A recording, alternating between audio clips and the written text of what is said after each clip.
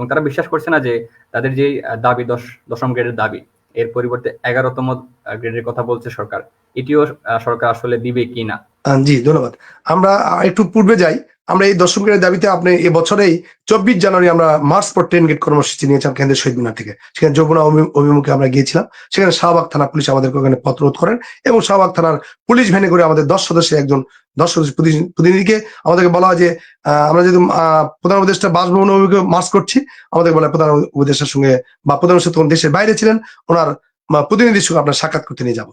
উনি প্রধান উপদেষ্টার বাসভবনের প্রতিনিধি মানে উপদেষ্টার বাসভবনের কর্মকর্তার সঙ্গে আমাদের আলোচনা করতে নিয়ে গিয়ে গাড়ি ঘোড়ায় আমাদের প্রধান উপদেষ্টার কার্যালয় নিয়ে যায়। আসলে সেদিন ছিল শনিবার দিন, সেখানে কোনো অফিস কর্মকর্তা ছিল না।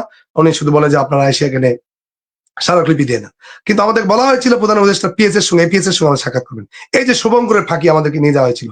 পরবর্তীতে আমরা সেখান থেকে ঘুরে এসে আমরা আরেকটি আলটিমেটাম দেই, সেই আলটিমেটাম গ্রহণ করা হয় না এবং 16ই ফেব্রুয়ারি আমরা মার্চ ফর ডিগনিটি একটা কর্মসূচি গ্রহণ করি, সেটা আমাদের প্রাথমিক শিক্ষা অধিদপ্তর গেটের সামনে।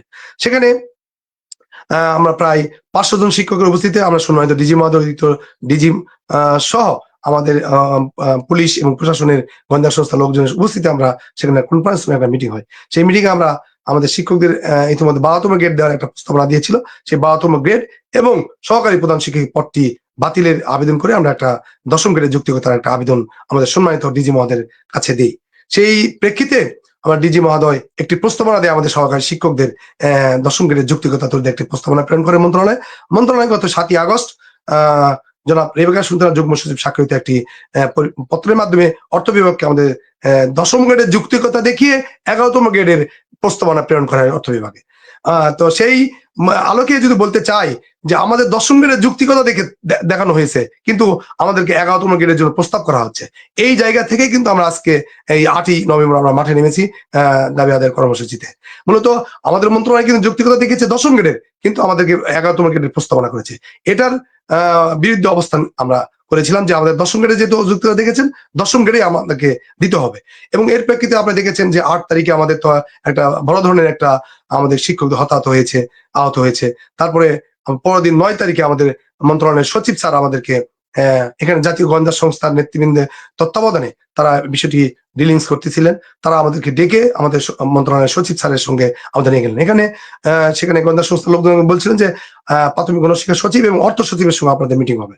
আমরা ওখানে গিয়ে দেখতে পাই যে সেখানে অর্থ সচিব মহোদয় ছিলেন না। তখন আমরা আমাদের সচিব স্যারকে বললাম, স্যার আমাদেরকে তো নিয়ে আসা হয়েছে অর্থ সচিব স্যারের সঙ্গে বা আপনার সঙ্গে আলোচনা করার জন্য।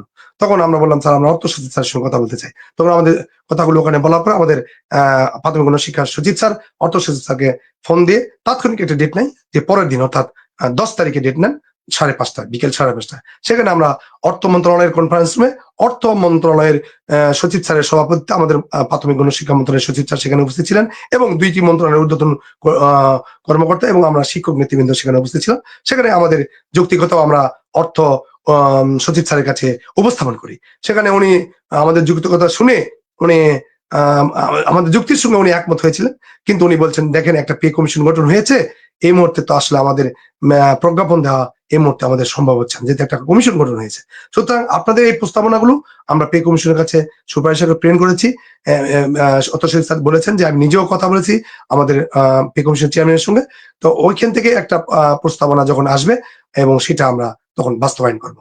তখন আমরা কিন্তু হতাশ ছিলাম, আমরা বলছি না আমরা এই কর্মসূচি প্রত্যাহার করবো, আমাদের কর্মসূচি থাকবে যে স্কুল পর্যায়ে আমরা হয়তো কর্মবিরতি আওতায় নিয়ে আসবো। তো পরবর্তীতে আমাদের একজন আহ্বায়ক ভুলক্রমে উনি একটি কথা বলে ফেলছেন মিডিয়ার সামনে যে আমাদের কর্মসূচি প্রত্যাহার, কিন্তু আসলে এটা আমাদের সকলের সিদ্ধান্তের কথা ছিল না। পরবর্তীতে তো আমাদের প্রোগ্রামটি এইভাবেই শেষ হয়ে যায়, এই অবস্থা।